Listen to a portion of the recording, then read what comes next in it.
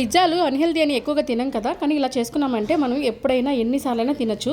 అది కూడా చాలా తక్కువ కాస్ట్లో ఎక్కువ పిజ్జాలు ఇంట్లోనే చేసుకోవచ్చు. ఒక పక్క స్వీట్ కార్న్ ఉడికిస్తున్నాను, ఇంకో పక్క టమోటా, ఎండుమిర్చి, తెల్లగడ్డను ఉడికిస్తున్నాను పిజ్జా సాస్ కోసం. ఇంకో పక్క గోధుమ పిండిలో కొంచెం ఈస్ట్ వేసుకొని అలాగే కొద్దిగా సాల్ట్ ఇంకా చక్కెర వేసుకొని బాగా కలిపెట్టి పక్కన పెట్టేశాను. ఇవన్నీ నాని ఉడికేలోపు నేనైతే ఇల్లువాకులు చిమ్మేసి సందిముగ్గు వేసుకొని వచ్చేసాను. ఇవి వచ్చేసరికి నేను టమాటాలన్నీ ఉడికిపోయినాయి కదా, వీటిని ఇలా పీల్ ఆఫ్ చేసేసుకొని గ్రైండ్ చేసేసుకోవాలి.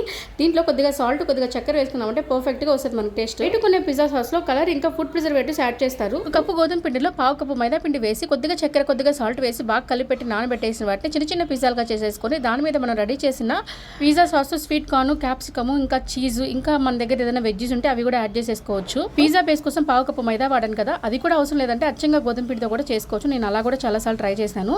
ఈ రెడీ చేసుకున్నాక పాన్ ఒక 5 నిమిషాలు వేడెక్కించి మనం రెడీ చేసుకున్న ప్లేట్ని దీని మీద పెట్టేసి మూత పెట్టేసామంటే 15 నిమిషాల్లో మనకి పిజ్జాలు అయితే రెడీ అయిపోతాయి పర్ఫెక్ట్గా. పెద్దగా టైం పట్టదు, అసలు చేసినట్టే అనిపించదు, కానీ పిల్లలు మాత్రం ఇష్టంగా తింటారు. నచ్చితే మీతో నేను రమ్మని లైక్ చేసి సబ్స్క్రైబ్ చేస్తారు కదా.